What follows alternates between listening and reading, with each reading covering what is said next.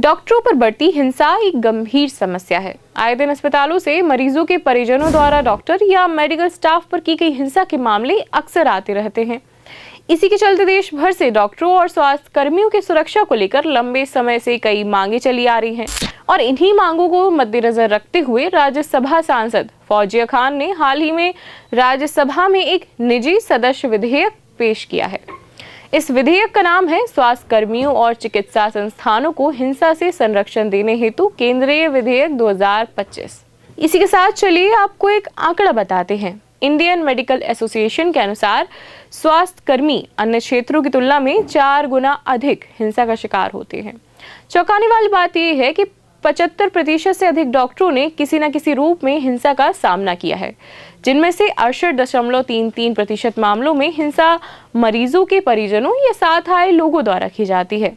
इन्हीं सभी घटनाओं को देखते हुए 0 आवर के दौरान सांसद फौजिया खान के द्वारा पेश किए गए इस विधेयक के अंतर्गत डॉक्टर एवं स्वास्थ्य कर्मियों के साथ की गई अनेक प्रकार की घटनाएं शामिल हैं, जैसे शारीरिक हिंसा के साथ साथ मानसिक हिंसा, गाली गलौज, अपमान या डॉक्टर के काम में बाधा डालना या किसी भी प्रकार से स्वास्थ्य कर्मियों की गरिमा को ठेस पहुंचाना।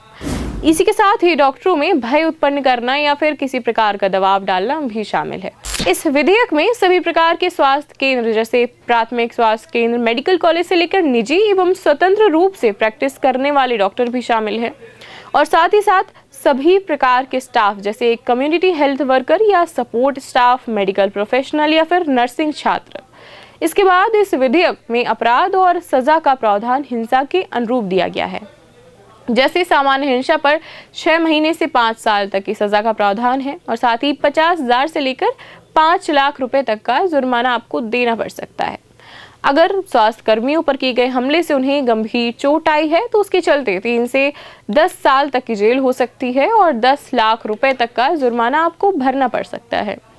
इस विधेयक की मुख्य बात यह है कि अस्पताल द्वारा शिकायत करने के बाद पुलिस को मात्र 1 घंटे के भीतर ही FIR दर्ज करनी होगी। साथ ही अपराध संज्ञेय और गैर जमानती होंगे। इसके साथ ही ऐसे किसी भी मामले को इंस्पेक्टर रैंक से नीचे का कोई भी अधिकारी जांच नहीं कर सकता है। इसी के चलते पुलिस को 30 दिनों के भीतर ही पूरी जांच करनी होगी और 1 साल के अंदर ट्रायल समाप्त करना होगा। इसके साथ ही आरोपी को दोषी तब तक माना जाएगा जब तक वह खुद को निर्दोष साबित नहीं कर देता।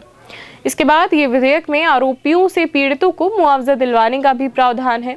जैसे आरोपी अगर आपकी संपत्ति को नुकसान पहुंचाते हैं तो आरोपियों को संपत्ति का दुगना भुगतान करना पड़ेगा। इसके साथ ही पीड़ितों को साधारण चोट आने पर करीब 1 लाख रुपए तक का मुआवजा दिया जाएगा। गंभीर चोट पर 5 लाख रुपए तक का प्रावधान है। इसके साथ ही आरोपियों द्वारा भुगतान न होने पर राजस्व बकाया की तरह इस रकम को वसूला जाएगा। इस पूरे विधेयक को पेश करने के बाद सांसद खान ने कहा कि इस तरह की घटनाएं डॉक्टरों और स्वास्थ्य कर्मियों पर गंभीर मानसिक प्रभाव डालती हैं, जिनमें अनिद्रा, चिंता, अवसाद और भय शामिल हैं, जिससे वे अपने कर्तव्यों को प्रभावी ढंग से निभाने में असमर्थ हो जाते हैं। उन्होंने ये भी कहा कि बढ़ती हिंसा के विरोध में देश भर से डॉक्टरों द्वारा कई बार हड़ताल और प्रदर्शन किए गए हैं और अब राष्ट्रीय स्तर पर कानून की जरूरत है। सांसद खान ने आगे कहा कि मेडिकल समुदाय लगातार ये मांग करता रहा है कि डॉक्टरों को बेहतर सुरक्षा दी जाए, क्योंकि स्वास्थ्य कर्मियों पर हिंसा से न केवल स्वास्थ्य व्यवस्था कमजोर होती है बल्कि मरीजों की देखभाल भी कमजोर होती है।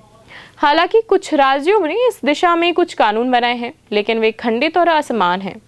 ऐसे में कई व्यापक राष्ट्रीय कानून की आवश्यकता है जो पूरे देश में स्वास्थ्य कर्मियों को समान रूप से संरक्षण दे और उनके खिलाफ हो रही हिंसा पर 0 टॉलरेंस नीति लागू करे। आपका इस पूरे विधेयक पर क्या सोचना है, हमें कमेंट बॉक्स में जरूर बताइए। आज के लिए इतना ही, धन्यवाद।